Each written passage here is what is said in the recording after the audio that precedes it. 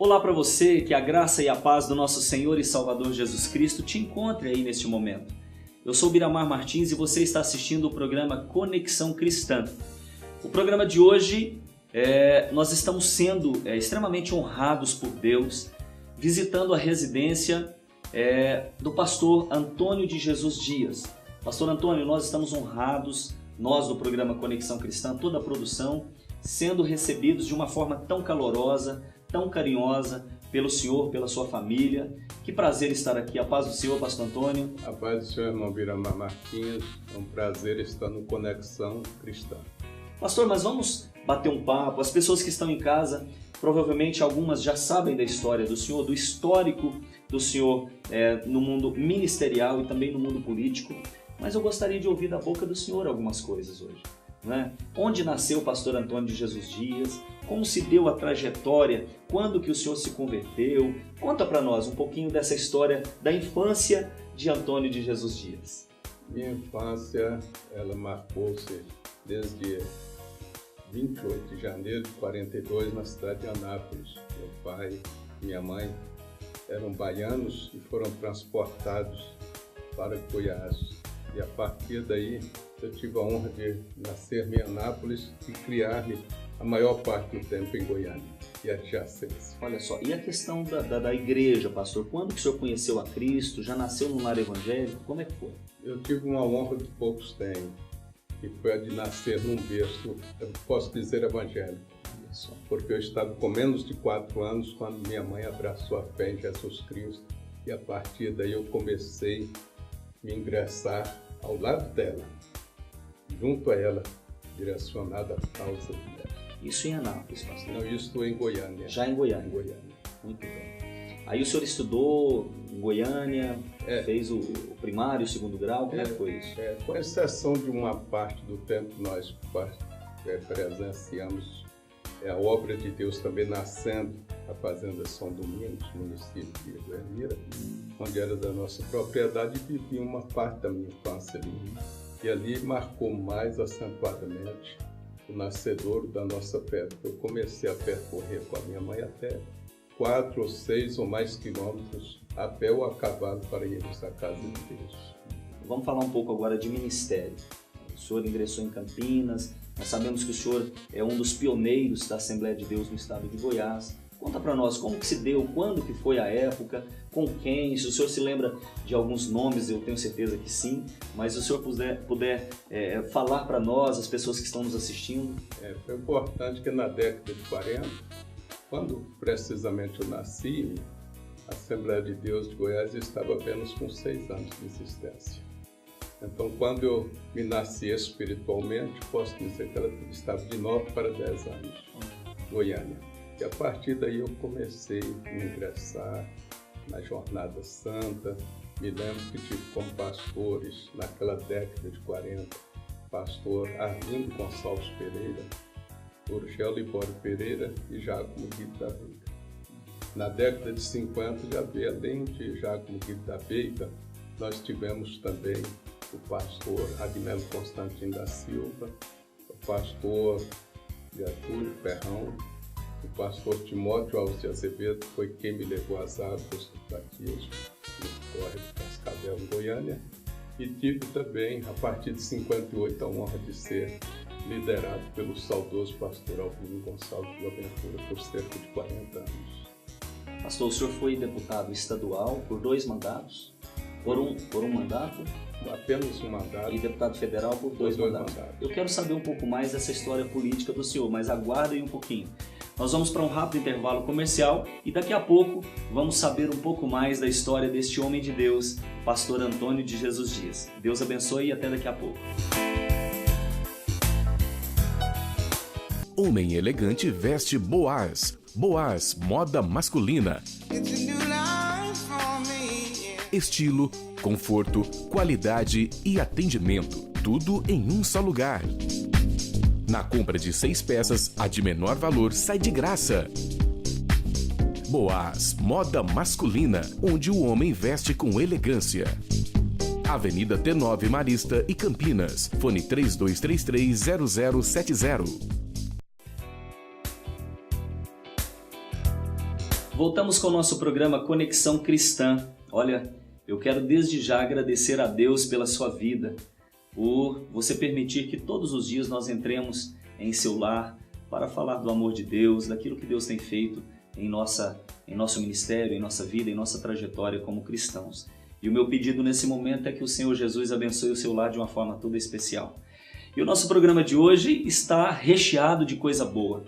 Nós estamos no lar, é isso mesmo, na casa deste grande homem de Deus, pastor Antônio de Jesus Dias. Pastor, que maravilha poder estar na casa do Senhor. E eu fiz uma pergunta, antes de ir para o intervalo: como iniciou a vida pública do Senhor? Eu gostaria que o Senhor falasse para nós, as pessoas que estão nos assistindo, como se deu esse ingresso de Antônio de Jesus Dias na vida pública. Eu sempre fui assim, um seguidor apaixonado pela Assembleia de Deus.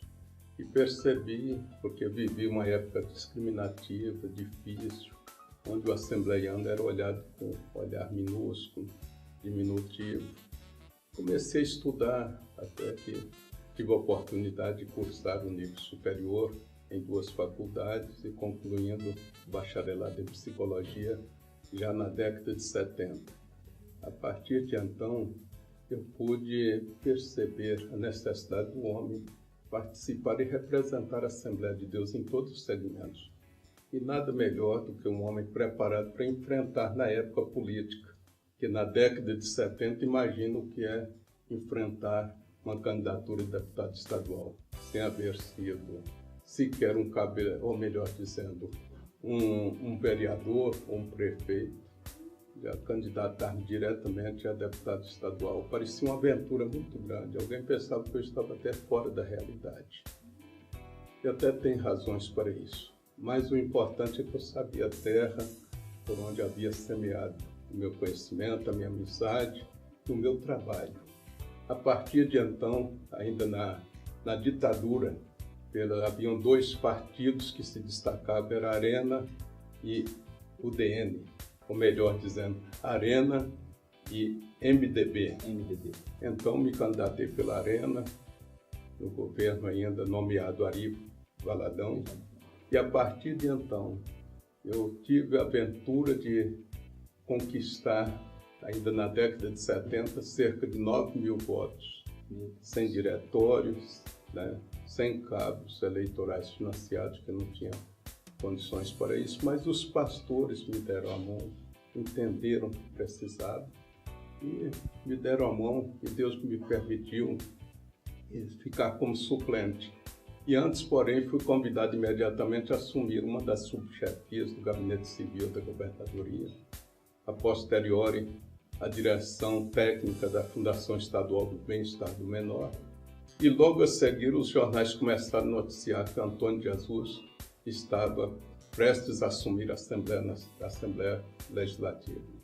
E fui para a Assembleia Legislativa a partir de 1980, portanto, há 34 anos aproximadamente atrás.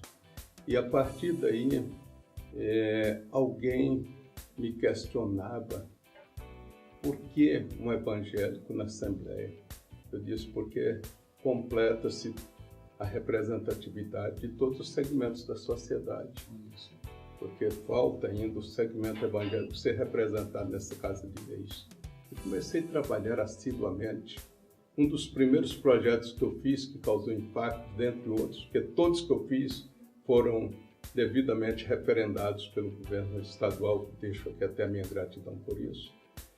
E tive a oportunidade de ser aquele pioneiro num projeto completamente elaborado, pesquisado, fundamentado, com uma fundamentação consistente sobre a proibição do uso de fumo em ambientes fechados. Olha só. O negócio do impacto, eu fui para enquete pública e o negócio, mas está querendo cercear a liberdade, outros me defendiam que não era, estava querendo colaborar com a sociedade, com a saúde, com a vida do próximo.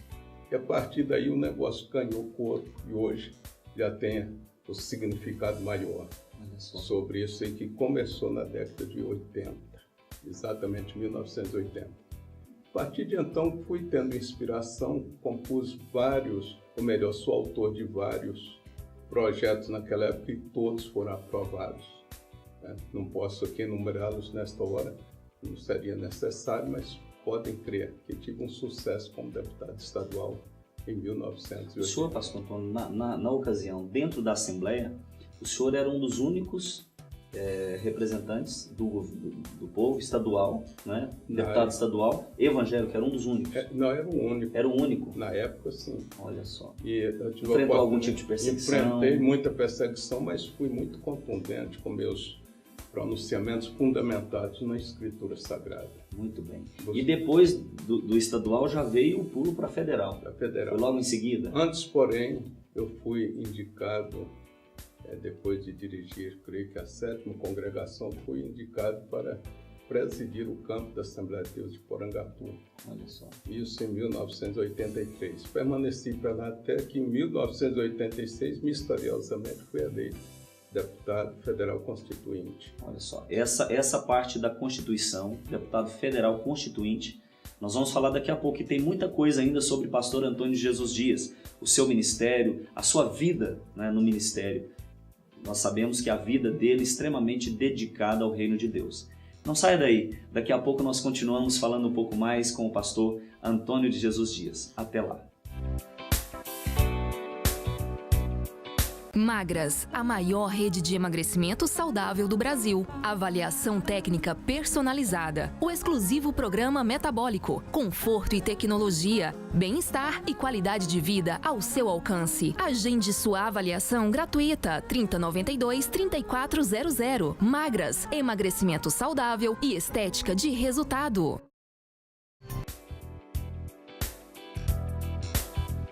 De volta com o nosso programa Conexão Cristã.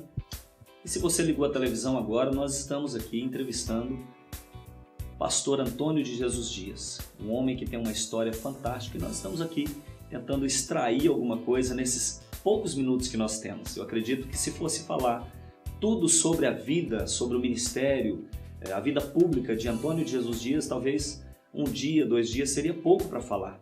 Mas nós estamos aqui tentando extrair alguma coisa, pastor Antônio.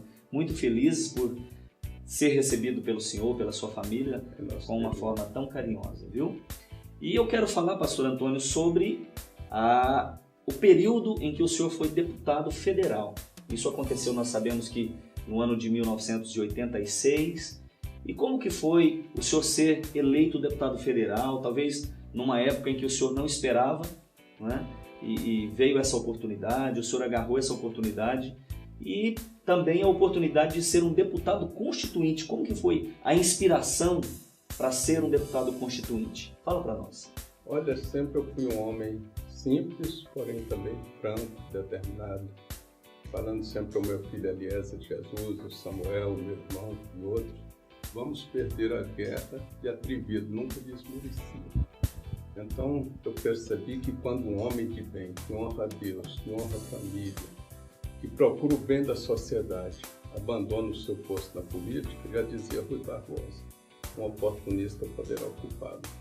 E antes que isso acontecesse, eu me propus ser um desses que aventurasse ser um deputado constituinte, porque estávamos num momento histórico, singular na história da minha existência, que foi a elaboração de uma nova Carta Constitucional a nível federal.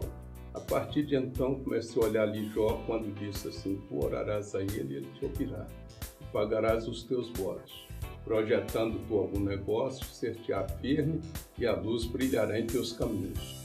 Comecei a me imbuir de força, de graça, e me dispus a arriscar perante a opinião pública lançar meu nome a deputado federal constituinte, uma vez que já havia sido anteriormente deputado estadual e já conhecia parte da terra por onde semeei. Quando chegou então a oportunidade da constituinte, foi uma oportunidade que eu sabia que determinadas aberrações estavam sendo propostas a serem legalizadas diante da constituinte. Eu disse, eu não posso me omitir num momento como esse. Então, aí me determinei, entrei mesmo orando a Deus e trabalhando com segurança, e Deus permitiu que eu fui eleito, extrapolando o limite dos votos que precisava, alcançando cerca de 50 mil votos. pró-constituinte. Quando cheguei à Assembleia Nacional Constituinte, eu me propus, em primeiro lugar, não me corromper, mas ser um deputado que fosse o autêntico representante do povo de Deus. E a partir de então, levei cooperações, projetos. O senhor apresentou vários projetos, algumas emendas. Vários. Fala pelo menos um projeto, pastor. Eu tive, dentre as emendas, são 117 que eu apresentei o projeto. E tive 32 aprovadas. Então, dentre elas, tem umas que são mais significativas. Por exemplo, aquela que incorporou um exemplar da Bíblia Sagrada nos trabalhos da Assembleia Nacional Constituinte. Isso foi uma conquista, porque até então só era conquistado lá o símbolo do crucifixo e da Constituição. Agora eu disse, a Constituição das Constituições está ausente. Aquela que deu símbolo à imprensa de Gutenberg no século XV não está aqui. O livro mais lido na história da humanidade está ausente. O livro que não é símbolo somente de teólogos, mas o é também até de antropólogos, de historiadores, de juristas, está ausente. Num momento como esse de reflexão, a Bíblia precisa estar presente. E propus então um projeto na elaboração do regimento interno da Assembleia Nacional Constituinte com consistente justificativo. E a partir daí logrei êxito, porque o relator do projeto foi até Fernando Henrique Cardoso, de uma formação completamente contrária.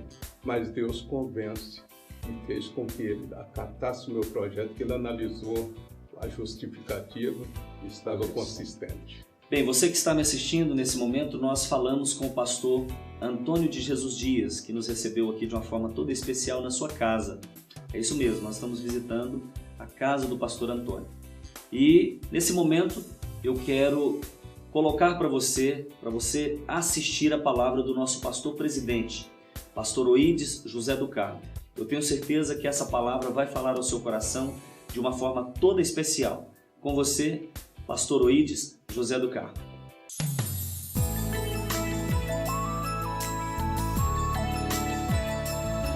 Sementes de fé. Olá, meus amados, aqui estamos na graça e na paz do Senhor para trazer ao seu coração uma palavra que eu sei que vai edificar a sua vida e fortalecer a sua fé neste momento.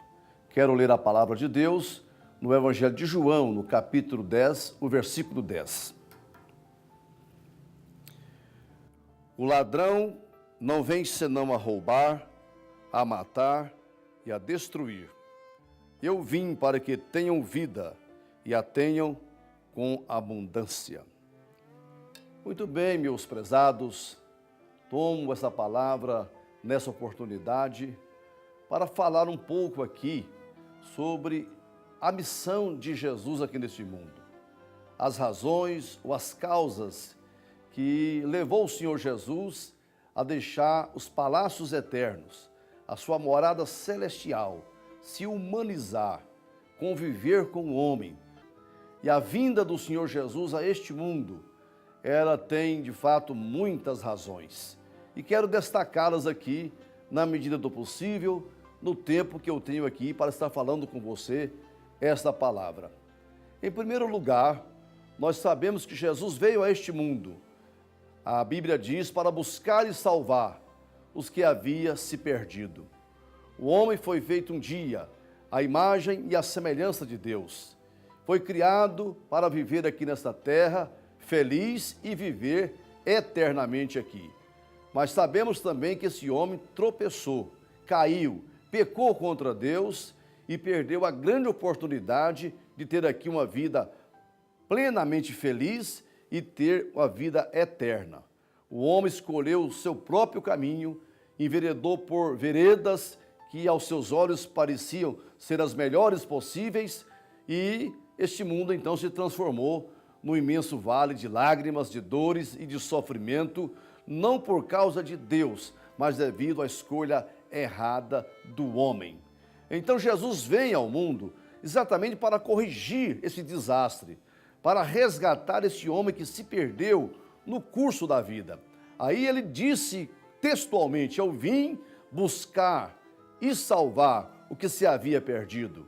Buscar, Deus veio ao encontro do homem, à procura do homem. Isso significa dizer que o homem virou as costas para Deus e ganhou o seu próprio destino, o seu próprio rumo. Mas Deus vem por detrás desse homem para que ele possa se converter. Aliás, o evangelho é pregado no mundo inteiro para que as pessoas, ouvindo a voz de Deus, possam dar meia volta, deixar o seu rumo, o seu destino, a sua vida e se voltar para Deus. Isso é chamado de conversão. Todo homem e toda mulher um dia precisa se converter, dar meia volta, deixar de seguir o pecado, o mundo, o diabo e se voltar para Deus. Jesus veio então por essa grande causa, buscar e salvar, resgatar os que estão perdidos e naturalmente reconhecemos que todos nós estamos perdidos, porque a palavra diz que não há um justo, nenhum sequer. Todos se extraviaram, todos pecaram, mas eis que surge o grande amor de Deus que vem buscar e salvar o que se havia perdido. Também nós temos uma outra palavra a respeito da motivação que levou Jesus a vir a este mundo. O apóstolo João diz que Jesus veio para desfazer as obras do diabo.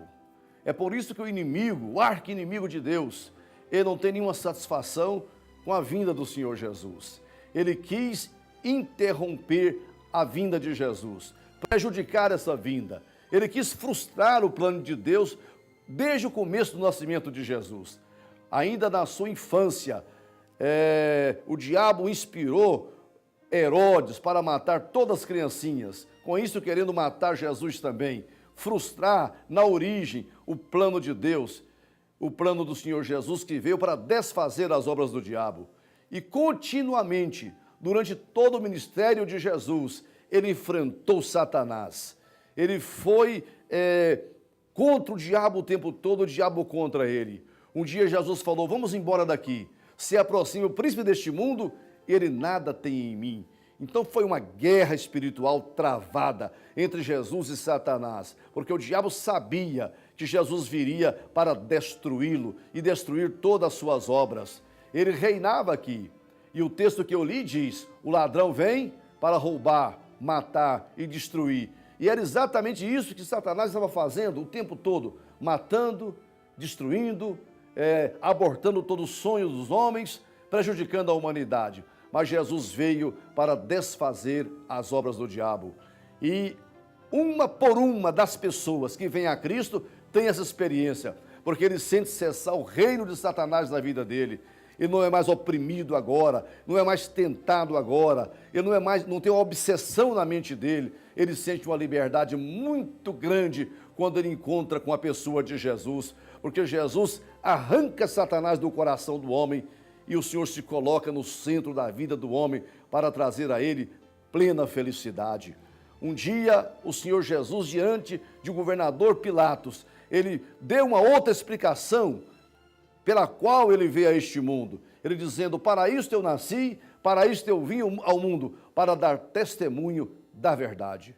Até então, o mundo sofria muito, com muitos erros, com muitos enganos, com muitas mentiras, mas a palavra que Jesus trouxe é um testemunho vivo da verdade. Quem ouve Jesus, quem aproxima-se do Senhor, a pessoa que lê Jesus, ele está tomando posse da verdade. O próprio Pilatos indagou, mas o que é a verdade? Jesus havia dito anteriormente, eu sou a verdade. Ele veio para dar testemunho da verdade. O Senhor Jesus nunca enganou a humanidade, nunca ele trouxe uma mentira para o homem, porque a sua palavra é verdadeira, o seu testemunho é real, é verdadeiro. E para isso ele veio ao mundo, para dar testemunho da verdade. Mas o texto que eu li aqui inicialmente, ele mostra uma grande razão pela qual Jesus veio ao mundo. Ele falou, eu vim para que vocês tenham vida e a tenham em abundância. O que é ter vida em abundância? É você ter uma vida de paz, de gozo, de felicidade. Jesus sempre saiu em defesa da vida humana. Ele lutou o tempo todo para preservar a vida.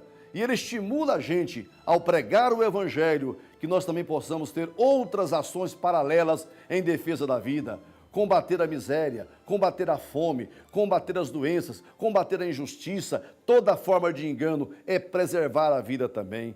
Mas além desse aspecto humano, de preservar a vida tal como ela foi concebida, o que Jesus trouxe para nós foi uma plena comunhão com o Pai. O homem tem vida quando tem Deus na vida dele. Quando Jesus passa a fazer parte do seu interior, da sua família, do seu coração, você recebe vida. Mas não é uma vida comum, não é uma vida natural. O Senhor fala aqui de vida abundante. É vida acima do normal, acima do comum, mais do que suficiente. O Senhor não quer te ver vivendo uma vida normal, uma vida comum. Ele quer te dar algo acima do que você está vivendo. E Ele tem para te dar, porque Ele falou, vim exatamente para isto, para que tenha uma vida que sobre, uma vida que transborde, uma vida de plenitude aqui neste mundo, mas o Senhor acena com a outra possibilidade, que é também a vida eterna. Vida abundante é vida livre do pecado, livre da opressão, é ter Deus na vida, é ter alegria no coração, é ser um vencedor aqui neste mundo, mas além do mais, é você ter segurança interior de que você não morrerá jamais, porque você recebe vida eterna.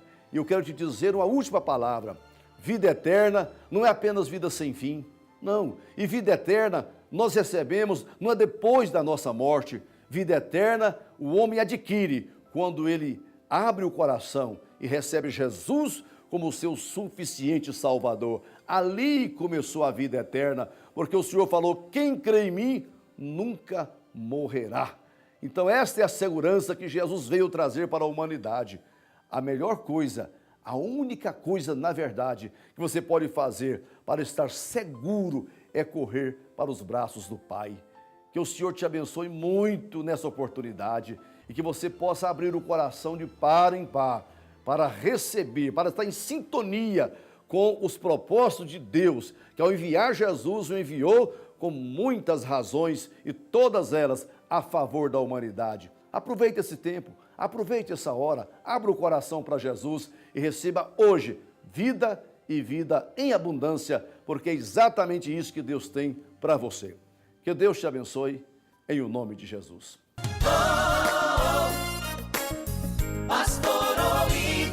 José do Carmo. Chegamos ao final de mais um programa Conexão Cristã. Ao meu lado, o pastor Antônio de Jesus Dias. E eu quero te convidar para no próximo programa nós continuarmos esse bate-papo legal, falando um pouco mais dos diplomas, das medalhas que este homem durante toda a sua trajetória pública e também ministerial tem recebido. Para nós, pastor Antônio, se constitui um prazer ter mais um programa falando da história de vida do senhor, tá bom? Deus abençoe a sua vida e até o próximo programa. Deus abençoe, pastor Antônio. Amém. Espero que o próximo programa seja também, sobretudo, estimulativo e construtivo. Muito bem. Deus abençoe e até o próximo programa, se Deus quiser.